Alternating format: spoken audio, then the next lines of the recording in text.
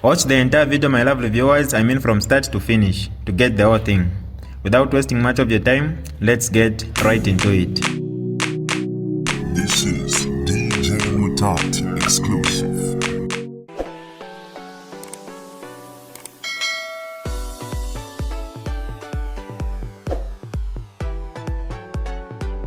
Hi lovely viewers, it's me again, your one and only Mutati Mpundu. Welcome to my YouTube channel. If this is your first time on my channel, kindly subscribe to my YouTube channel by hitting the subscribe button down below. Turn the bell icon to join the notification squad. Don't forget to like, share, and leave a comment. Tell me what you think about this video in the comment section below. I'll be super glad to hear from you lovely viewers. 5 minutes past 9, so we continue with that top story of today. Former Zambian President Edgar Lungu passing away earlier on today after a prolonged illness. Lungu served as the country's president from 2015 to 2021, and his tenure was marked by ambitious infrastructure projects, but also significant economic challenges. To reflect more on Edgar Lungu's legacy, we speak now to leader and president of the Socialist Party in Zambia, Fred Membe. A very good evening to you, Dr. Membe. Thank you so much for speaking to us. Good evening. Thank you very much. I see, Dr. Membe, that you've already put out messages of condolences, saying, in fact, that your deepest thoughts and sympathies are with Esther Lungu, the family and friends of Mr. Edgar Lungu. Just tell us a little bit more about your experience of him. You worked during his era in many different facets. I've known His Excellency President Edgar Lungu since 1978. So it's a period of almost 47 years. We were friends, we were brothers. He was there for me, I was there for him in those days. He was civic-minded throughout. He got into politics quite early with the UPND, which is the ruling party today, and left to join the Patriotic Front in its infancy. He has rose through the ranks in terms of government portfolios. He was a deputy minister. He became a minister, Home Affairs and Defense, and became president. So, and he's a lawyer. He's a senior lawyer who has worked in the corporate world and also in legal practice. So he's got a track record. He's not somebody who just dropped from the streets. He has a track record, the professional track record and the political track record. So tell us about your early days. What characterized your relationship and what changed over the years? Because as you say, that you did obviously encounter political differences along the way.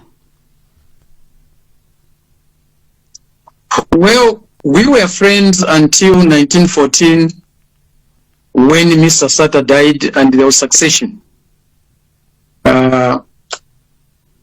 We differed from 2014 up to the time he left the office. We didn't have a good relationship. We were not talking to each other. We were not visiting each other. He was in government. He was doing his own thing. I was doing my own thing. But the differences come and go. A relationship, that is built on good friendship, on honest and sincerity, endures for a long time. And also, he was not a person, who kept permanent grudges. So, when we first met after he left office, I told him we have to put the past behind us.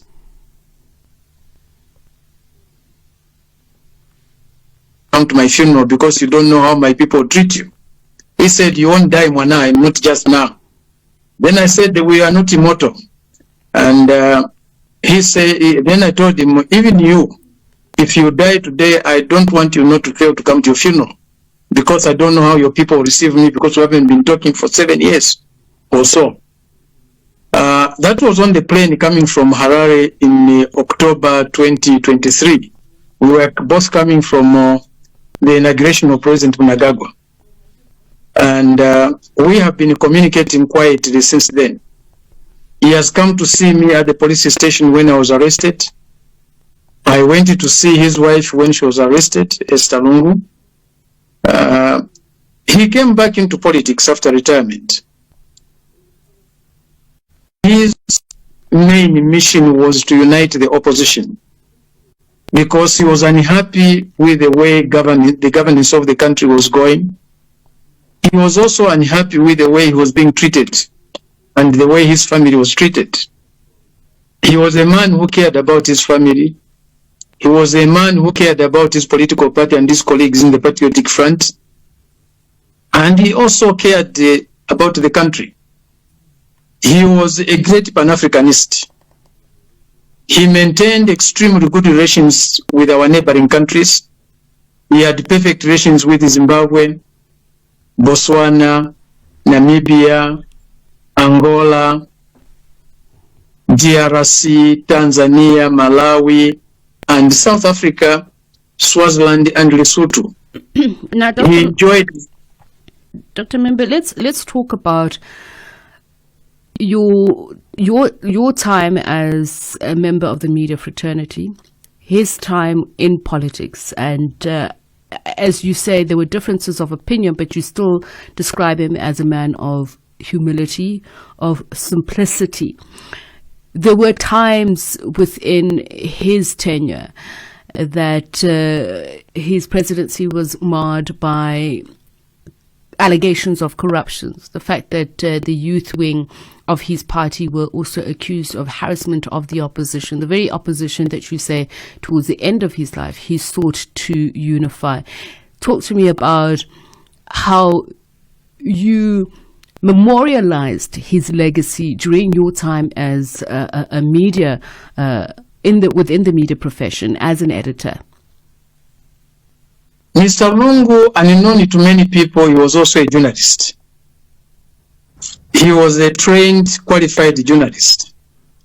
And he cared about journalism and press freedom. Whenever journalists were arrested, whenever journalists were harassed, including myself, he was always there at the police stations. He took a keen interest in what was happening in the media. In politics, people take different positions. If you have a multi-party political dispensation, a plural political system, people take different positions. And differing politically does not mean enmity or should not be equated to enmity. And our people sometimes fail to realize that being in a different political organization, a different political apparatus, pursuing a different political agenda does not mean enmity with those who are pursuing a different one from yours. Unfortunately, this happens quite often in our politics, not only in Zambia, but in most parts of Africa. And we fell into that trap. But even when we differed, we took different paths. There was a record that we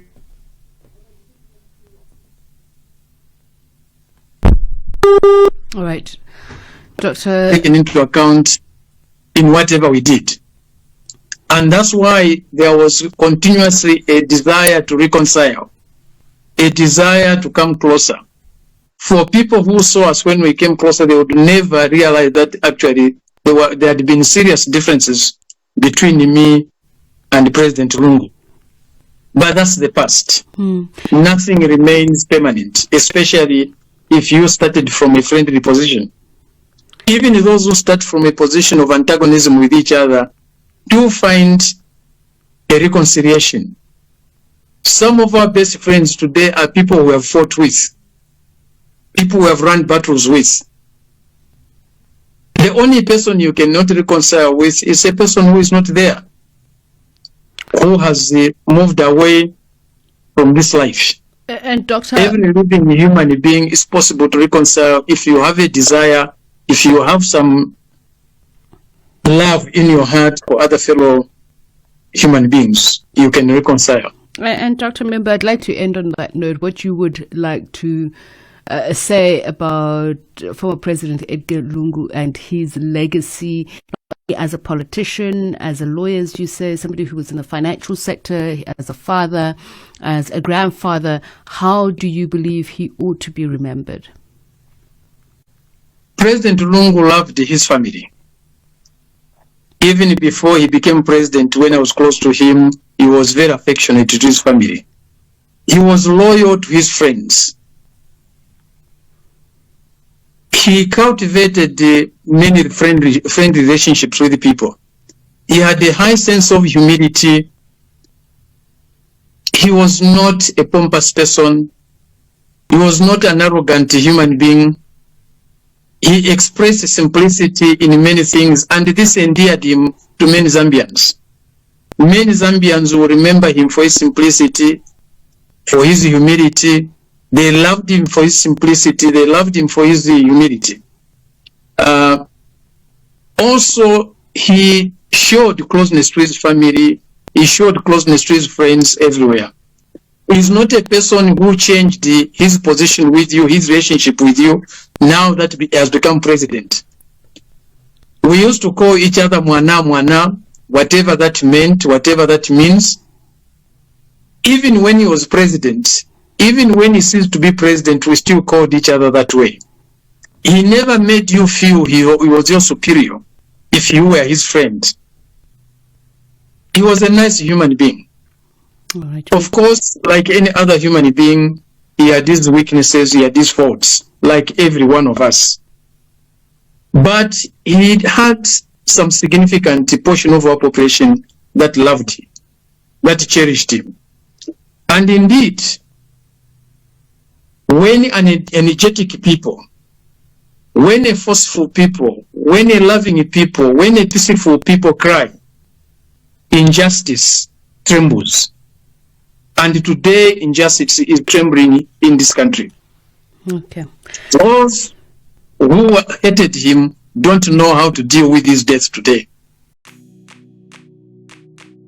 This is DJ Mutati exclusive. Alright, that's all for you today, lovely viewers. If you did enjoy the video, please don't forget to leave a comment in the comment section below. Tell me what you think about the video you just watched in the comment section below. I'll be super glad to hear from you, lovely viewers. Once again, I go by the name of Mutati Mpundu. I love you, peace, I gotta go.